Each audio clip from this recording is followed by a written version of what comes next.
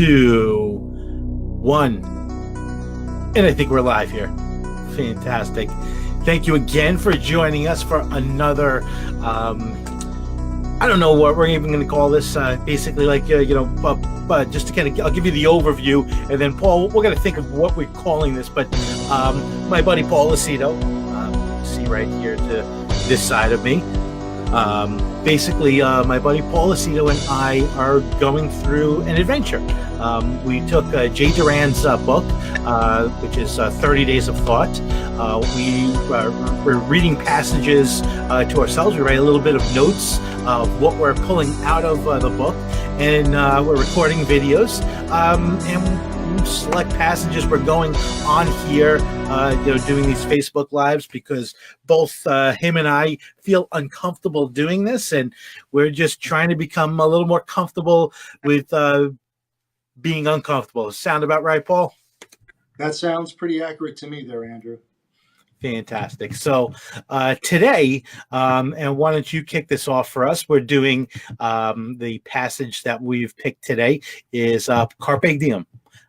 So Paul, you kick off our Culture Matters discussion on Carpe Diem. Sure. So first of all, it's Carpe Diem means to seize the day. It's literally, it's a meaning that speaks to looking for opportunities in life and making the most of them. That's literally what Carpe Diem means. Now, I wanted to throw something out there. I don't know if those of you remember a very, very impressive movie, won a lot of Academy Awards, was 1989 Dead Poets Society, where Robin Williams plays the English teacher, John Keating, and he's introduced to an all boys prep school, where he uses kind of like you would say unorthodox methods to teach these guys. And one of the things he talks about is Carpe Diem, seize the day, gather your rosebuds while you may.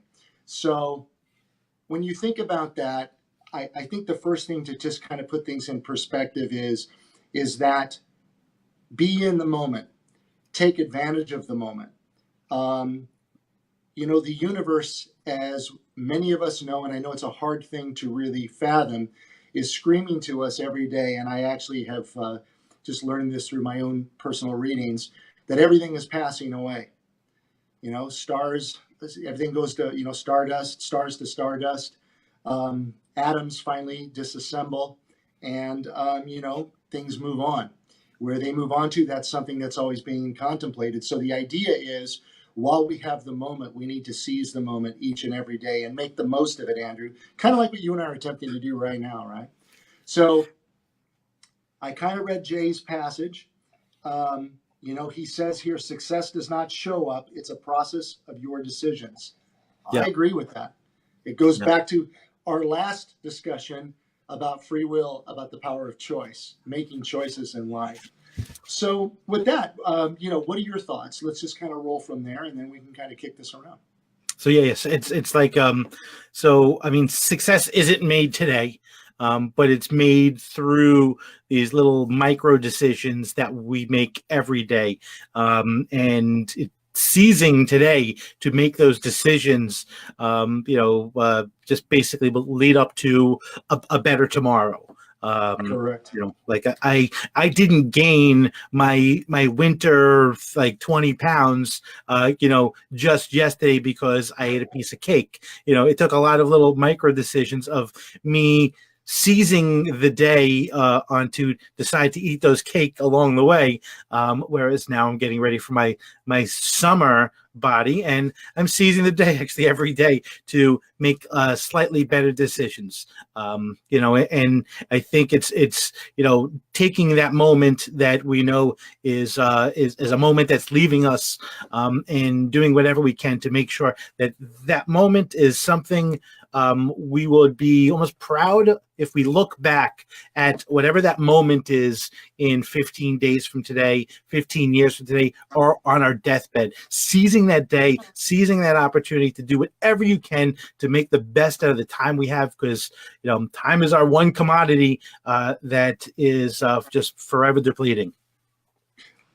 100% agree with you on that. I had a good friend of mine. We were recently sitting around a campfire having kind of a semi-philosophical discussion. There was some alcohol involved, um, but uh, but he said, "Gosh, Paul, I think about life, and it's just a series of slices of photographs. It's like just a bunch of photographs when you look at it all put together." And there's some truth to that. And the question is, what are you doing at each moment, at each interval, if you will? I always tell my family, my wife, I try to preach it to myself, my kids, and friends. Try to get a slice of happiness out of your day where you can, because they're far and few in between. Um, there's a lot of grind, especially in our business in the mortgage industry. It's a grind. We all know it is.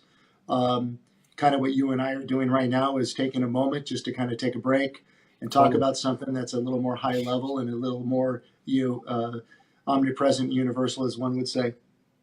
But I want to speak to a point that Jay brought up, because one thing he says here, and I do like what he says, is that you have to break to win our lives back from the unconscious slavery. We must unconscious slavery. Interesting, he uses that word again because he talked about that in the free will analogy. We must take the day, the year, and break it down into the quarter, and then of course take the quarter and divide it into months, and then months divided into days. Yeah. It goes back to what you and I, Andrew, have talked about before. It's about living in the moment, being in the moment, and making the most of that moment. That's what really matters.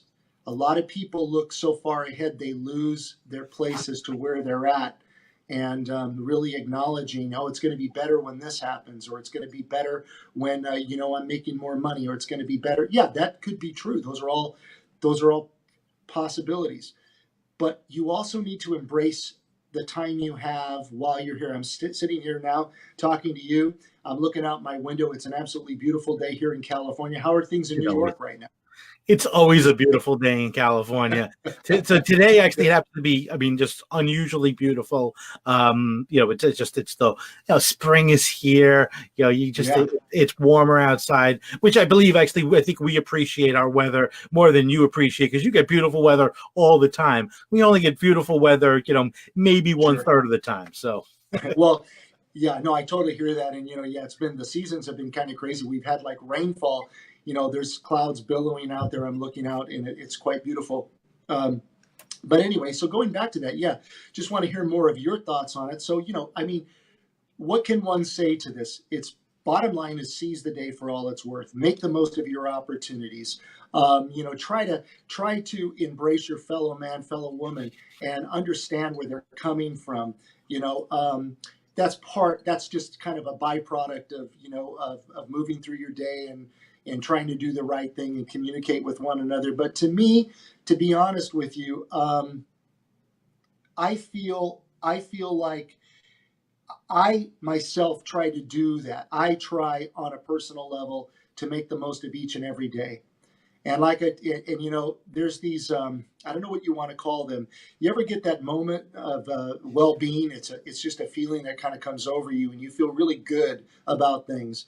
It's hard to even explain. It could almost feel on the border of a transcendent experience, but I don't want to go there. I think that's a little too deep. I think it's just a feeling of, wow, it's a beautiful day. I feel really good. And then it kind of sets the tone, and you go out there and, you make the most of it. And it should all start from the moment your feet hit the ground when you wake up out of bed in the morning. Okay. Yep. Some people wake up, they're a charging rhino. I'm not a charging rhino. I get up, I have my routine, I do my thing, but I look forward to my day, and I'm thinking about, what am I going to do today? What am I going to do to make a difference? What am I going to do to help break up the monotony of the parts of life that just are kind of the day-to-day stuff? This is a great example of that. And I think a lot of people, they wake up, they're kind of snooze. They're not excited to get out of bed. They're not excited to take on their day. But you got to make today your bitch. That's really what I feel. You got to take, part of my French, but you got to make today your bitch. You got to own today's tasks, so tomorrow's success can happen. And I feel actually that's something that's important. And I think a lot of people actually put things off and then say, oh, something, I'll do it today. I'll do it. I don't have time. I'm going to do it tomorrow. I don't feel like doing that. I'm going to watch some TV. But you got to do as much as you can today because we don't know where tomorrow is. Listen, you're absolutely right. And again, I go back in the mortgage business because this is what you and I have lived and breathed. I know for me, it's been like 22 years and change. This is a fast-paced business. You don't want to get left on the curb, without a bus coming by and to pick you up. And I got to tell you, it requires a lot of self motivation. I know that if you go on the internet, it's littered with all kinds of platitudes and things about how to be successful. You can do it too. Dream big. Nothing's out of your reach. I get all that, and a lot of the positive books you read out there all speak that way. But what it really takes is doing it. You've got to start moving in a direction. And again, the phraseology, gather your rosebuds while you may, seize the day, gather your rosebuds while you may, because we know that rosebuds are going to eventually bloom and then eventually they're going to die. Okay. So you got to make the most of everything that you do with your family, your personal life, your faith, whatever your faith might be, through your work, etc. You've got to really embrace that and always try to see if you can find the greater good. If you can find the greater good, that's a nice place to be. That's not to say that you're going to be faced with challenges and how you react to those challenges and you overcome those hurdles. That's important too. But that would be kind of my take on it. He said here, therefore, to seize the day, you must do your homework. Yeah, you do. You've got to do your homework. You've got to practice what you preach. Just because we're on this video and you and I are having this dialogue, what happens after we're off camera? Are we walking the walk or are we just talking the talk? Those are the kind of things that we need to think about. I keep seeing comments here. John Blake commented on Andrew video. So are we coming through clear? Are we having any connection problems?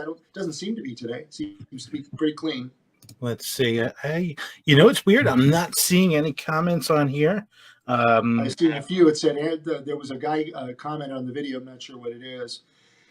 But Andrew, that would be kind of my perspective. Any other thoughts? No, I listen. The homework thing is, to me, actually, listen. While as much as we want to seize the day, sometimes you can't seize as much as you want to seize in the day, and it's that prep for the next day.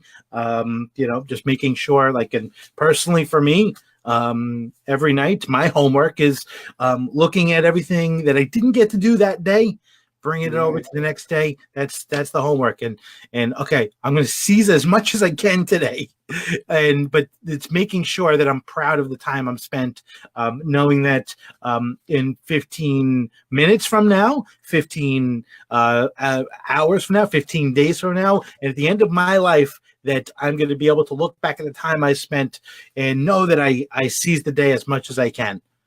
So I would agree. And it's kind of funny. Interestingly enough, our video prior to this was about free will, right?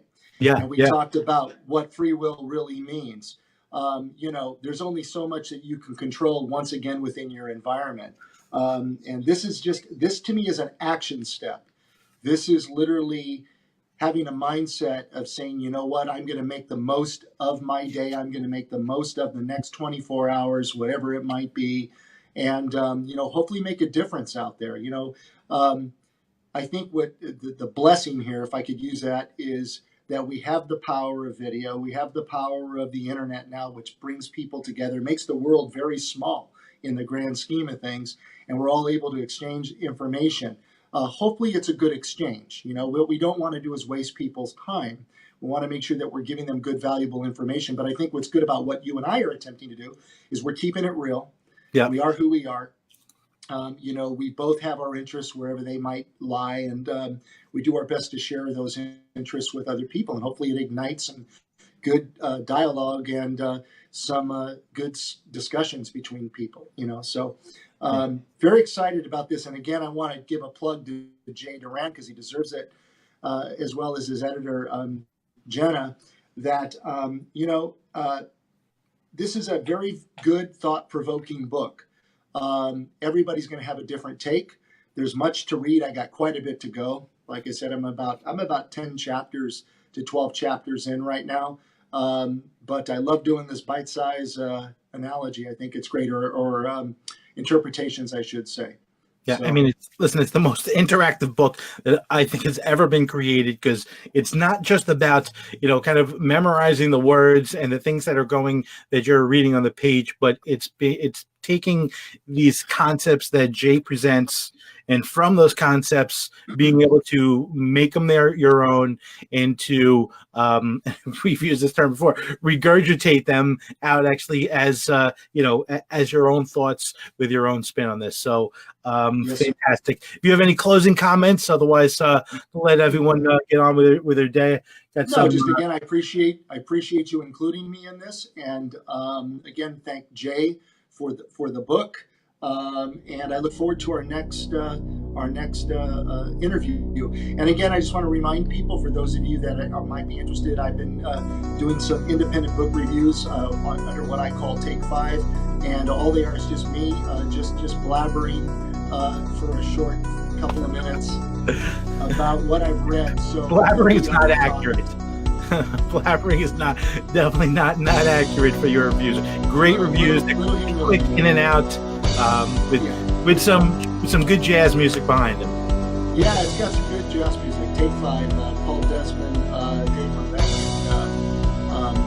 it's good stuff. So with that, Andrew, listen, brother, I look forward to our next one. Let me know, and you pick the next topic.